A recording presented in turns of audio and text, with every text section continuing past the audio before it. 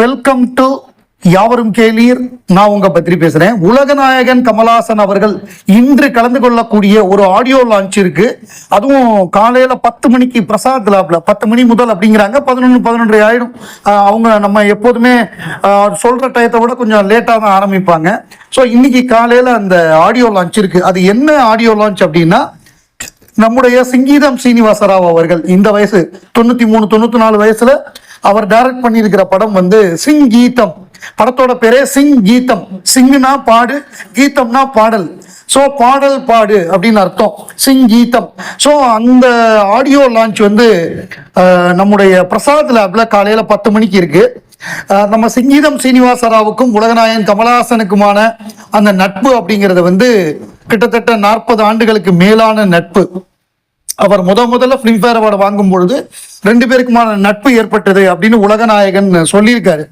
இந்த படத்தை பொறுத்தவரை இது ஒரு புதுமையான படம். சிங்கீதத்தை பொறுத்தவரைய அவர் ஏதாவது புதுசா பண்ணிக்கிட்டே இருப்பார். பயங்கரமா அதாவது இம்ப்ரவைஸ் பண்றதுல அவரை மாதிரி முடியாது. டயலாகே இல்லாம ஒரு படம் எடுத்தாரு, பேசும் படம் அப்படின்னு சொல்லி. ஸோ அந்த மாதிரியான ஒரு புதுமையை பண்ணார் அப்பவே. அப்போ வந்து பாட்டெல்லாம் அவ்வளோ முக்கியம். 80ஸ்ல ஒரு படத்துக்கு 5 பாட்டுன்னா அந்த ஆடியோ கேசட்லாம் அவ்வளோ விலைக்கு வாங்குவாங்க. அவ்வளோ கேசட் விற்கும். அதுவும் கமலஹாசன் மாதிரி ஒரு ஹீரோ, அவர் படங்கள்ல வந்து பாடல், அவர் நல்லா டான்ஸ் ஆடுவார். அப்படி இருந்துமே அந்த ரிஸ்க் எடுத்தாங்க 2 பேருமே சேர்ந்து. அப்படி ஒரு காலகட்டம் அது. உலகநாயகன் கமலஹாசனை பொறுத்தவரை அவர் மியூசிக்கல் படம் பண்ணணும்னு அவருக்கு ரொம்ப நாளாவே ஆசை. அவர் வந்து நம்ம ஏஆர் ரஹ்மான் கிட்ட வேற ஒரு படத்துக்கு அவர் இசையமைக்கும் பொழுது அவர் என்ன பண்ணியிருக்காருன்னா, நம்ம லாலா லேண்ட் மாதிரி ஒரு மியூசிக்கல் பண்ணணும் நம்ம 2 பேரும் சேர்ந்து. மியூசிக்கல் அப்படின்னா நம்ம ஹாலிவுட்ல வந்து கம்ப்ளீட்டா மியூசிக் முக்கியத்துவம் கொடுக்குற மாதிரி இருக்கும். ஃபுல்லா அது வந்து அவங்களோட இதுதான் நமக்கு தெரியுமே, ஸ்கிரீன் பிளே தான். காமெடினா ஃபுல்லா காமெடியா இருக்கும், ஆக்ஷன்னா ஃபுல்லா ஆக்ஷனா இருக்கும், மியூசிக்கல்னா கம்ப்ளீட் மியூசிக்கல். அந்த மாதிரி ஒன்று பண்ணணும்னு கமல் சாருக்கு ஆசை. இப்போ நம்ம அபூர்வசோர்கள் படத்தை பார்த்தா அதில் வந்து இந்த ராஜா கையை வச்ச சாங் இருக்கும். அந்த ராஜா கையை வச்ச சாங் ஆரம்பிக்கிறதுக்கு முன்னாடி கமலும் மனோரமாவும் கிட்டத்தட்ட பாட்டு மாதிரியே டைலாக் பேசுவாங்க. சொன்னதை கேட்டுதான் தாளம் போடுறேன், வம்பு பண்ண கொன்னு விடுவேன், நீ வளர்த்தது அப்படி நான் என்ன பண்ணுவேன் அப்படின்னு மாறி 2 பேரும் அந்த டைலாக் பேசுறதே பாட்டு மாதிரி இருக்கும். ஸோ ஒரு படம் ஃபுல்லா இப்படி இருந்தா எப்படி இருக்கும்? ஒரு கிராமத்துல அங்க யாருமே வசனம் பேச மாட்டாங்க, எல்லாமே பாட்டு தான். அப்படி ஒரு கிராமம், அங்க நடக்கக்கூடிய விஷயங்கள் தான் இந்த சிங்கீதம். இந்த படம் வந்து ஜூலை மாசம் ரிலீஸ்ன்னு நினைக்கிறேன், ஜூலை 7ன்னு நினைக்கிறேன் ரிலீஸ். இன்னைக்கு வந்து உலகநாயகன் கலந்துக்கிட்டு ஆடியோ லான்ச்சா பண்றாரு. ஏன்னா சிங்கீதத்து மேல கமலுக்கு இருக்கிற மரியாதை 1. நம்பர் 2, இந்த படத்தோட ப்ரொடியூசர் அவங்க வேற யாரும் இல்ல, கல்கி 1 கல்கி 2 எடுத்த வைஜெயந்தி மூவிஸ் தான் ப்ரொடியூசரு. அப்படி இருக்கும் பொழுது கமலஹாசன் கலந்துக்காம இருப்பாரா? இப்ப படத்தை வேற பார்த்துட்டாரு உலகநாயகன். படத்தை டிஎஸ்பி உடைய ஸ்டூடியோல போய் படத்தை பார்த்திருக்காரு. ஏன்னா டிஎஸ்பியும் கமலுக்கு ரொம்ப க்ளோஸ். அவருடைய ஒரு இசை நிகழ்ச்சிக்காக ஒரு தொலைக்காட்சி, தனியார் தொலைக்காட்சி ஒரு இசை நிகழ்ச்சிக்கு வந்து ஃபைனலுக்கு வந்து உலகநாயகன் கலந்துக்கிட்டாரு. ஸோ அது ஒரு மறக்க முடியாத ஒரு இது.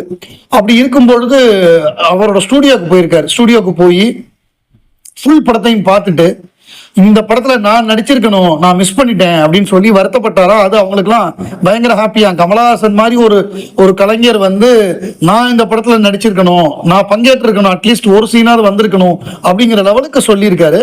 அது வந்து அவர் பயங்கர ஹாப்பி. நம்ம தேவிஸ்ரீ பிரசாத் அவர் பேட்டி கொடுத்திருக்காரு. பார்ப்போம் ஆடியோ லான்ச்ல உலகநாயகன் என்ன பேசுறாரு, இந்த மியூசிக்கலை பத்தி என்ன சொல்றாரு.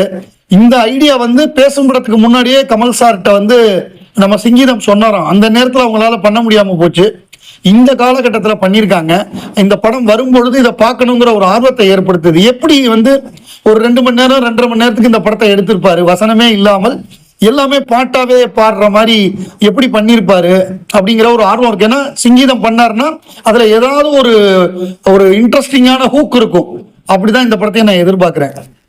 வைபவ் சூரியவம்சி, அதாவது யங்கஸ்ட் கிரிக்கெட்டர், இந்தியாவிலேருந்து இந்தியாவுக்கு வந்து டெபியூ ஆனது அப்படிங்கிறது வந்து சச்சின் டெண்டுல்கர், ஷெஃபாலி வர்மா இவங்கெல்லாம் வந்து யங்கஸ்ட் பிளேயர்ஸ். கம்மியான வயசு 15-16 வயசுலேயே வந்துட்டாங்க. அவங்கள கூட கம்மியான வயதில் இப்ப வந்து வைபவ் சூரியவம்சி இந்திய அணிக்காக தேர்ந்தெடுக்கப்பட்டிருக்காரு. இப்ப அயர்லாந்து டூர் போறாங்க இந்தியா. T20 டீம், அந்த டீம்ல வந்து வைபவ் சூரியவம்சி தேர்ந்தெடுக்கப்பட்டிருக்காரு. இதுல என்ன விசேஷம்னா, அவருக்கு 15 வயசு தான் ஆகுது, சின்ன பையங்கிறதுனால அவரோட சேர்ந்து அவங்களோட பெற்றோரும் போறாங்க. அவங்களும் அவங்க ஸ்டே பண்ணி இந்த டூருக்கு போறாங்க. அதுக்கு பர்மிஷன், ஸ்பெஷல் பர்மிஷன் கொடுத்துருக்காங்க.